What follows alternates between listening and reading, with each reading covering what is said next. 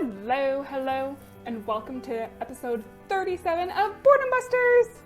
My name is Korrine from the North Battleford Library with Lakeland Library Region, and I want to give a huge shout out to Kelly's Computer Works here in North Battleford for a very generous donation of a iPad tripod, so hopefully our camera work on our videos will be improving. But back to the video. I love March. The days are getting longer, the birds are starting to come back. It's still hit or miss with snow, but that's Canada for you. March also has several fun events / holidays like St. Patrick's Day, the spring equinox, my birthday, World Peace Day, International Women's Day, and Pi Day, which is named for the numeric symbol used to calculate the area or circumference of a circle. Pi is a constant number, but also an irrational number, which means that its decimal places go on forever. Typically, Pi Day was just a fun way to celebrate math, and it's celebrated on March 14th because the first three numbers of pi are 3.14. So today I'm going to show you how to make a pie to celebrate Pi Day. Let's get started. What you'll need for today: 2.5 cups of flour, a teaspoon of salt, a teaspoon of sugar, 1 cup of frozen butter. I've got these blocks, which are a 1/4 cup each. Some ice water. I've got a frozen cup here to keep my water cooling. And your pie filling. I am being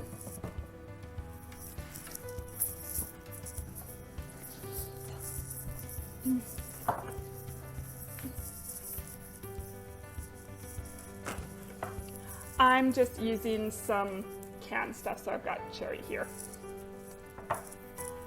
For tools, you're going to need a mixing bowl, a mixing spoon, a grater, or a zester in my case here, a rolling pin, muffin tins, or a pie dish, depending on if you want to make one big pie or several smaller ones, which is what I'm doing. And then parchment paper and plastic wrap. The recipe I'm following makes claims of being the simplest to follow and using the most basic ingredients. So we'll see if they're right. For step 1, combine the dry ingredients and stir well. So I'm gonna do my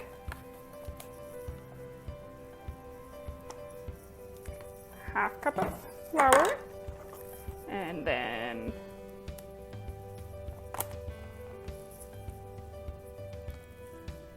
so that's 1.5 cups of flour.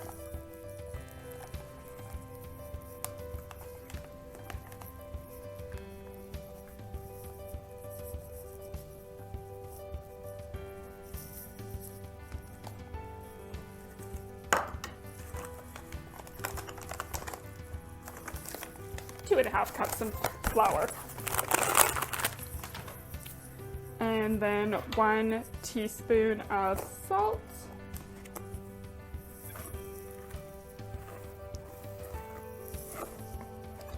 and 1 teaspoon of sugar,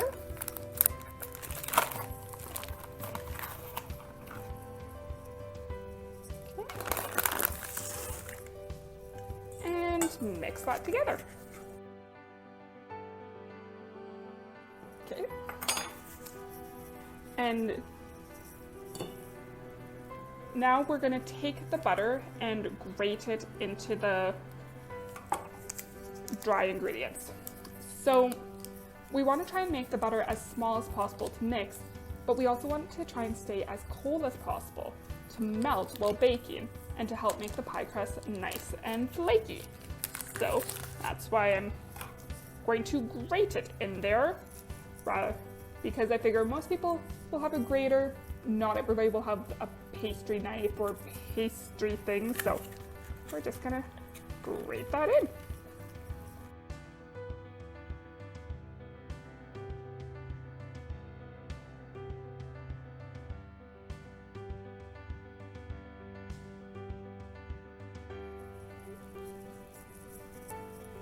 I'm just gonna let that drop in there because it's heating up more than it's grating.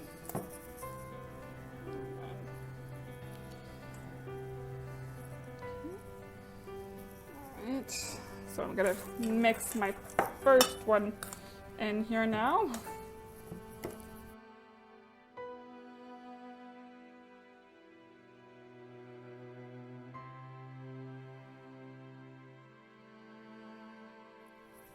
Okay, and I misspoke earlier.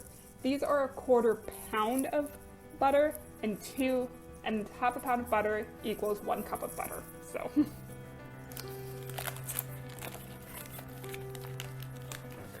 So now my second one goes in.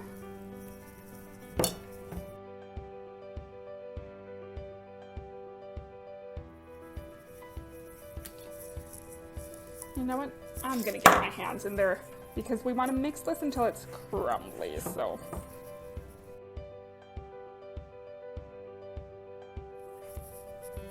There we go. That's a little bit easier.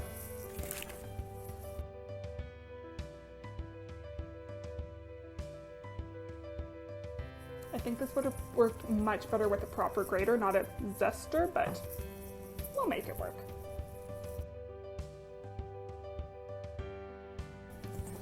Okay.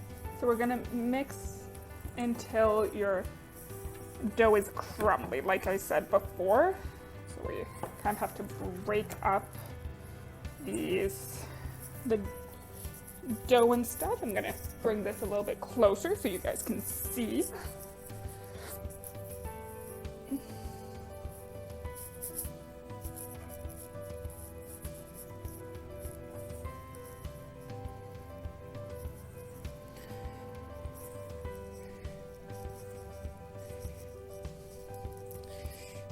Might have been worth it to freeze the grater for a little bit too so that it's nice and cold, because then your butter stays separated into these smaller chunks. It makes it so much easier to become crumbly. So now that our dough is crumbly, we need to help bring the dough together so that we'll be able to roll it into our pie shapes. So we're gonna slowly add a tablespoon of ice water at a time to try and help bring it together. So we're gonna mix it until the dough all sticks together. Some recipes say you will need like 4 tablespoons. Others say up to 8. Still others say it's 3/4 of a cup. It depends on how cold your butter is and how well your dough comes together. So here I am on my second one.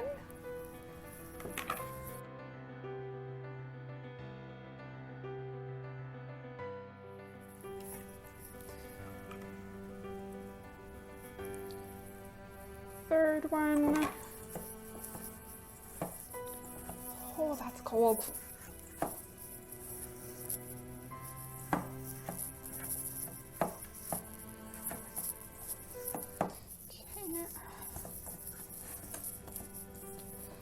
Right.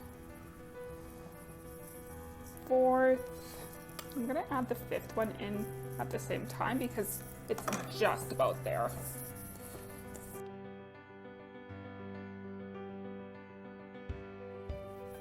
As per usual, I'm making a mess.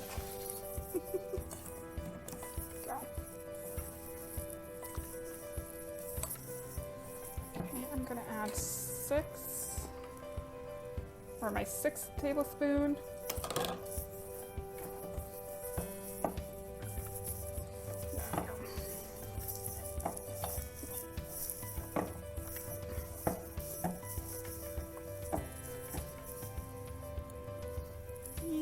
I'll add 7 and 8 just to be on the safe side because it's so close to being there.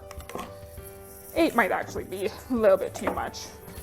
But again, it's gonna depend on how cold your butter is and all of that. Like, something else I could have done is keep my bowl in the refrigerator until it was time.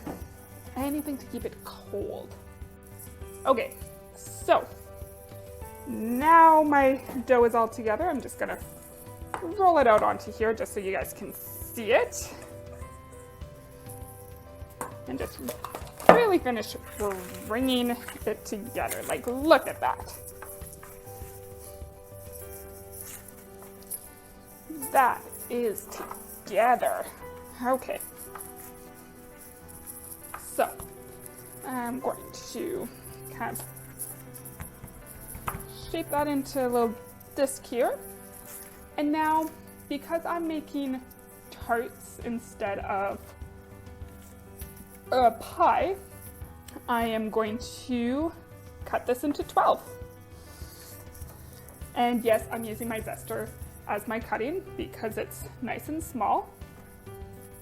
All right, so we're gonna cut this into a 3. Okay, so cut that into 3. And I'm just gonna separate them out a little bit more. And then cut that, each of these in half, so I have 6.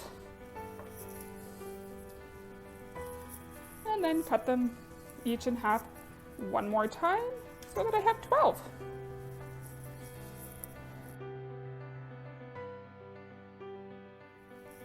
All right, and now take your little things and roll them into flat discs. And then you want to wrap them in plastic wrap and let them sit in the fridge for at least an hour, but you can leave them for up to 3 days. It will still be good. So if you guys are like wanting to make your own pie filling or something, or you have to do this over a couple of days, you can.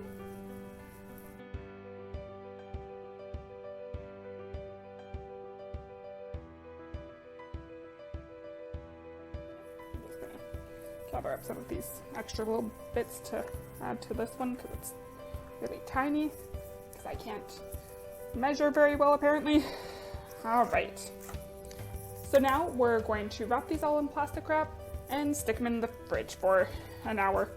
Again, we want to make kind of flat discs so that it's a little bit easier to roll them out into their pie shapes later. So I will see you in about an hour. Okay, so our dough has chilled for an hour and our gluten in it has relaxed. So you want to start by preheating your oven to 425 degrees. So we're going to take a rolling pin and a lightly floured surface.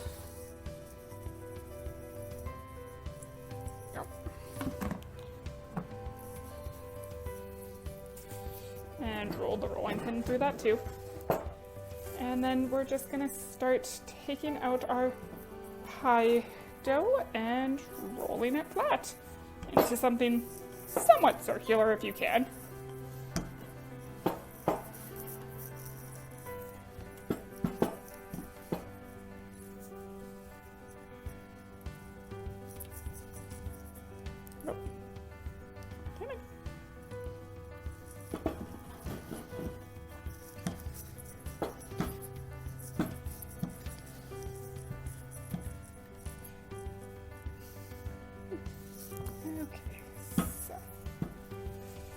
Okay, and you want it fairly thin, so I'm just gonna lift up this chunk so you can see it's fairly thin.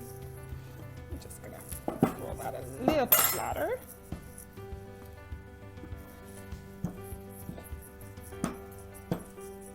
Okay, and then once your dough is done, we're gonna put it into the muffin tin. So I greatly underestimated how much parchment paper I had with me. So we're gonna try a little experiment, and I'm gonna do half of these with parchment paper underneath so that we can use that to lift the tarts out. The other half we're just gonna put in as is, and we'll see if they'll burn or not. Quick tip, parchment paper and wax paper are not the same, and they do get used for different purposes. I kind of always forgot that. But yeah, so we're gonna put your parchment paper into your tin so that's kind of sticking up. And then you're gonna take your pie crust, just gonna break some of this off. Stick that in there and just kind of gently force it down into there. And then you're gonna take a blunt knife and just kind of cut some of this extra stuff off the top. Because this is what we're gonna use to make our pie topper, or the top part of the crust, I guess. There we go. And then put a couple spoonfuls of your pie filling in there.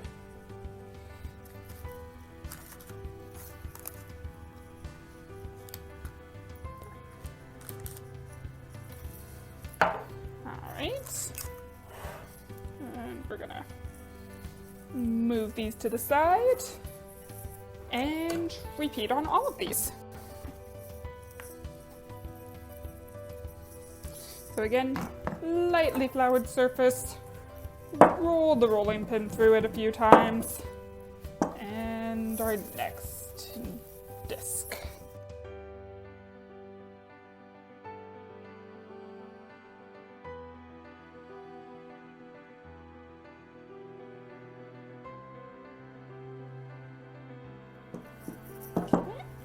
So this next one I'm going to try putting in without any parchment paper. Just gently squeeze it down into there. Oh, that's some breakage happening. I'm going to grab one of these pieces and just kind of shove that in that corner. Put a heaping tablespoon of pie into it, and cut around the edges.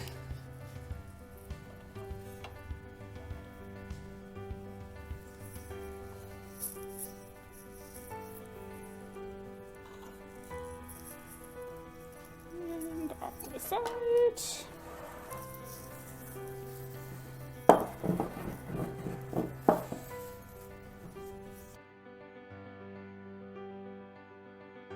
Some of these might be a little bit patchworked. Okay.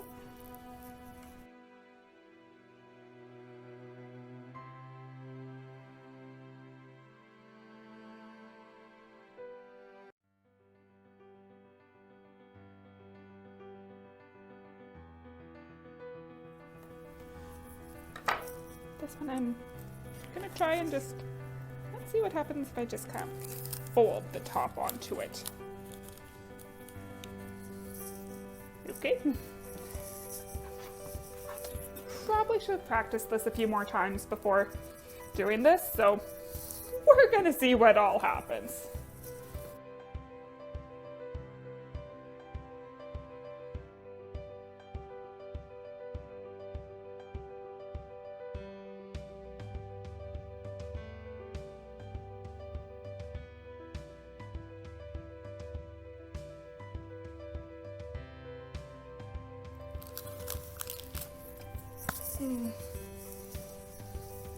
I'm gonna do the rest of this off camera and then we'll come back to this. All right, so I'm covered in flour and these are our tarts. Very rough looking because I am running short on time. So what we want to do now is we're going to bake these for 10 minutes at that 425. And then we're going to lower the heat to 350 and cook it for another 15 minutes. Okay. here, and we can go like this even now. Oh.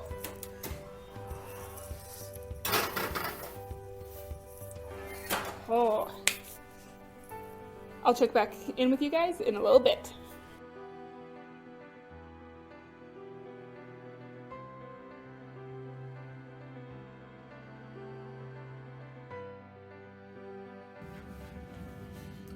Waiting for it to bake is the worst part. Oh. Smells so good though. So I did go through after that 10 minutes, brought it down to 350, just so that because you want it really hot at first to help crisp up the crust, and then you lower it so that it's easier to bake the center.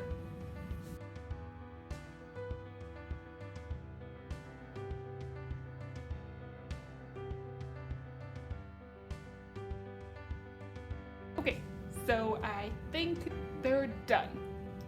Let's take them out of the oven.